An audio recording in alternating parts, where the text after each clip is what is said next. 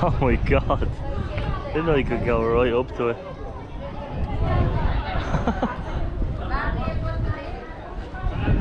Insane. That's the biggest sandal I've ever seen. And this is his view.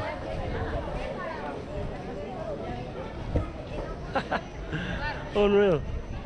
Love it.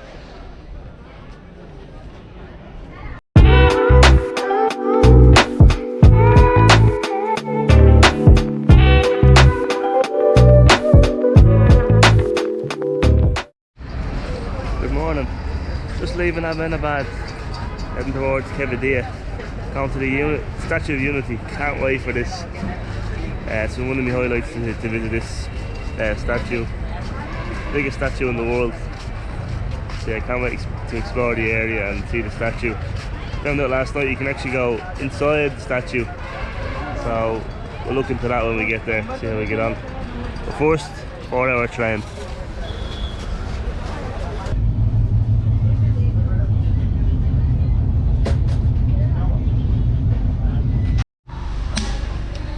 Chin chin, motherfucker.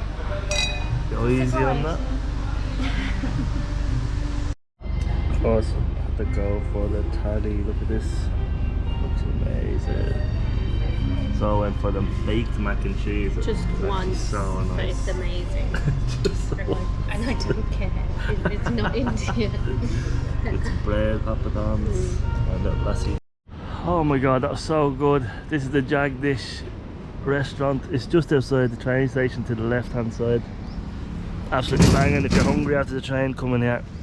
Staff are nice, place is lovely, really good food. One of the best tallies I've had actually. And yeah, it's cheap enough. So we're going to try to get maybe a local bus down to our accommodation. It's a homestay. So it's not too far, but it's just a bit too hot to walk today. So I'm going to try to get a little bus down. We are staying just up the road from the train station. The train station's here, 2k up. It's just a little housing estate, and there's loads of homestays here. You'll find them on Booking and stuff. And then the Statue of Unity is about a 20-minute bus ride down to here. So we're going to try to get a bus down there now. It's 5 o'clock. The sun's starting to set. We've got this whole apartment to ourselves. So this is the foreigner price for the Statue of Unity. 1,530 for an adult. And I've got loads of other bits and bobs around, so I'd say go early and go in there for the day. And then sometimes there's a laser light show at the end of the day, but you also have to pay in separate to these things, like the Unity Glow Garden. I think that lights up at night. There's also a dinner cruise, so that sounds pretty cool. So this is like the entrance area. We're here the day before. We're obviously up there, then they bring you down in buses. Go see the big man, and then you can go to all these other little bits and bobs, but I think there's an entry fee into each of them. And then kind of come back here, and there's a light show, a laser show. I'm not too sure, we'll see tomorrow night if it happens or not, but apparently that's what the story is. Just after 10 o'clock and we've got no queues.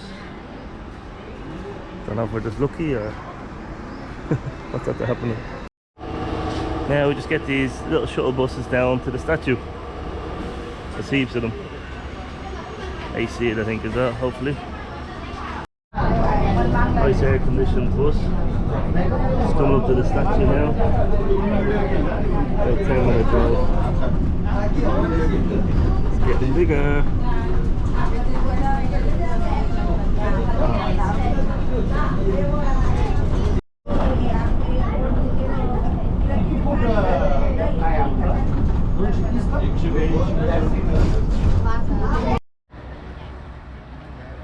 Here we are at the statue. Looks like he's going to start walking. The statue of Sardar Patel. He was India's first Home Minister when they gained independence from England in 1947. Absolutely amazing. But it is hot as usual. It's 182 meters, and all the iron used is from like everyone from around India kind of donated, like farmers and people from different states and towns, and everyone put all the iron in together, and they built this big statue to commemorate this man, which is pretty cool. Obviously stands the name Statue of Unity. He helped a lot with India's independence, and you know, uniting all the different states and cultures and stuff together. So yeah, really great man. We're gonna go in now. There's a museum and stuff, and we can actually go inside, and we can go up inside him, up the leg, I think, in a lift. So that should be cool. Check it out, and hopefully we'll find out a bit more about this man. If you're a foreigner coming here, you have to pay, as I said in the thing, a bit more, but also just bring a passport. I'm not sure. I'd say just bring a passport anyway, wherever you come from, and they just take your details and stuff. Security is really nice. We are in, and we are strolling around these lovely gardens. Nice tunes going. And we're walking up to the big man. They've got some vendors outside, but they've got Starbucks and some restaurants inside. I'd say they're probably fairly expensive and overpriced. I'll check them out in a bit.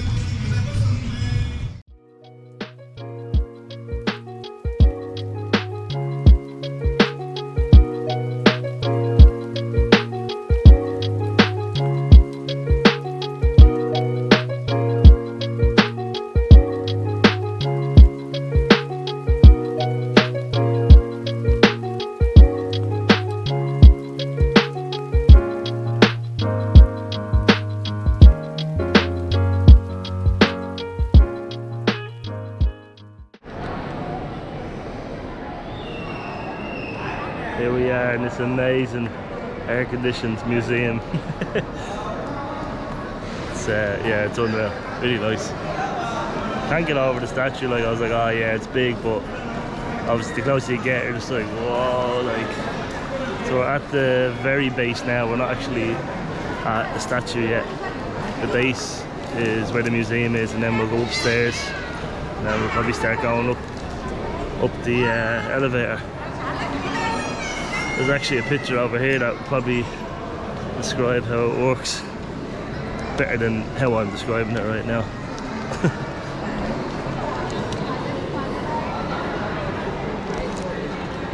So we're in this lower part at the minute, and we'll go up the escalator into the foot and all the way up. Oh, you can actually look to his shoulder. I thought it was like belly height, but it's pretty cool. Yeah. This is the viewing section, sorry. The lift was so fast. Kind of hard to see out obviously, but still pretty cool. You can see obviously how they join the iron and stuff. You can see the dam there in the distance. Even when they come to the world's tallest statue, people want photos. See? Photo. Everyone wants a photo. Yeah, of course. Yeah, yeah. Just having a chat here. Hello. So back in 1947, when India gained their independence from England, they were split up, and especially kind of up in the northern states, where like India, Pakistan were like divided. Like you had Hindus, Muslims, Sikhs, all trying to kind of get to the right spot, like when all the borders were drawn up. But that caused a lot of tension and violence, clashes and riots. All these people like migrating at once. Like you can imagine, like your country's borders just gets changed and you're on the wrong side and you have to get to the other side. It can be a bit of a nightmare.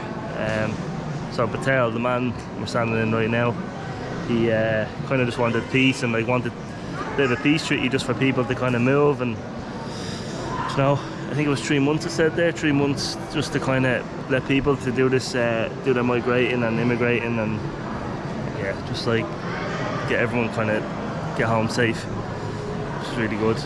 It's all the wildlife in the area, leopards, snakes, lizards, porcupines, didn't know they had porcupines yet, jackal, all sorts of birds and owls and stuff. Jackal's pretty cool, it's like a wolf. They've also got a barking deer. Apparently they barked the warn-offs. People trying to hunt them. Oh, cobra. Crocodile.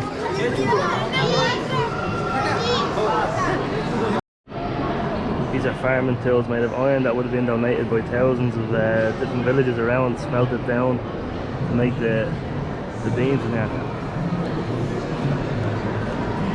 Really cool. Very interesting, a lot of information.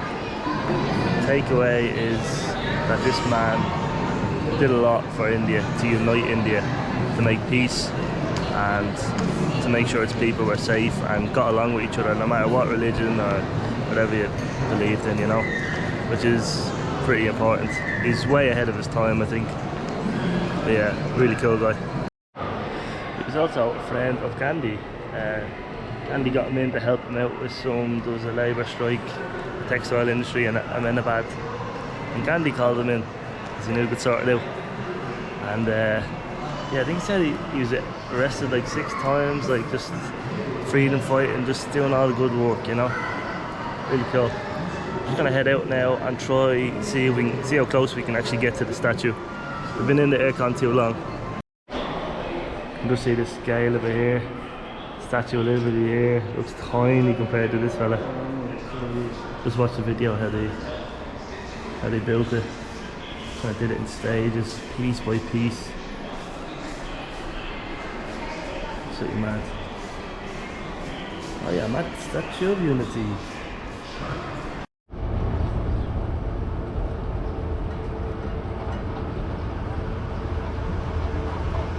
I'm so hungry. Wow. Oh my god.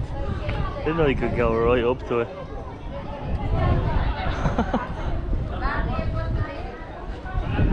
Insane. That is the biggest sandal I've ever seen. And this is his view.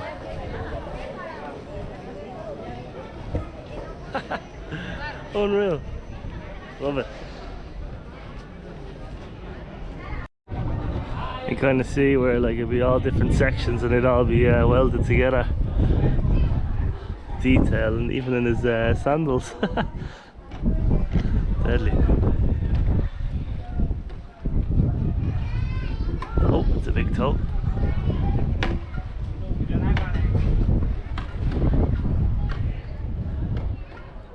Hi man. Hey man. There's escalators everywhere going up and down. Oh, I feel good, yeah.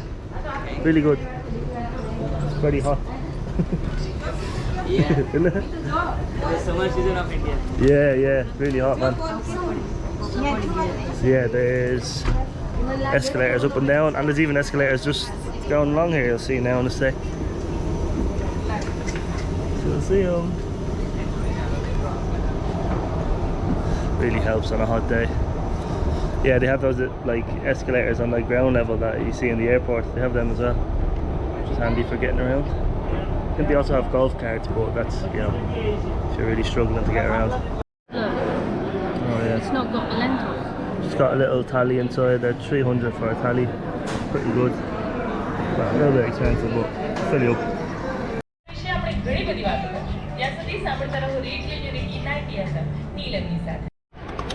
We are back for the laser show, and it's gonna be unreal. Wait till you see the sunset. Like that. Second. I don't know. Wow. Definitely worth it just even coming back down for the sunset. So you get your ticket, it lasts for the whole day pretty much, so you can come back down for the laser show, which is on at about 7 o'clock. Just 5 to 7 now. I think they're just setting up. Look at that sunset, unreal.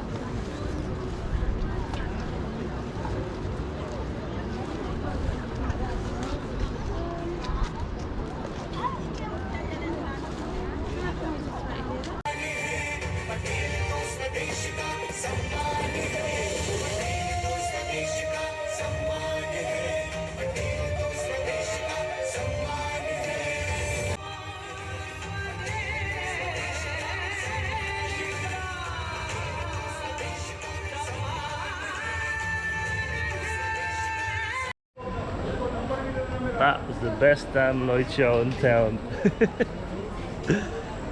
Yeah, no, it was actually unreal. They like change his clothes like with the lights and the lasers, and it like, I don't know, it really brings them to life or something, doesn't it? It's actually mad. Really good, really good. Definitely worth it to come back down. So we kind of did the day stuff till about 1 or 2, then we went home, chilled out for a bit, and then came back at about 7 for the light show. And yeah, it's definitely worth it. Yeah, really cool.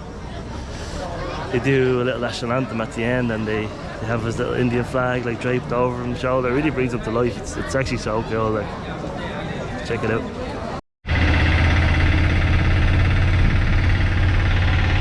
On our way back now, this cool tuk-tuk. What a day! Had a lovely meal there. On our way back home now to chill out.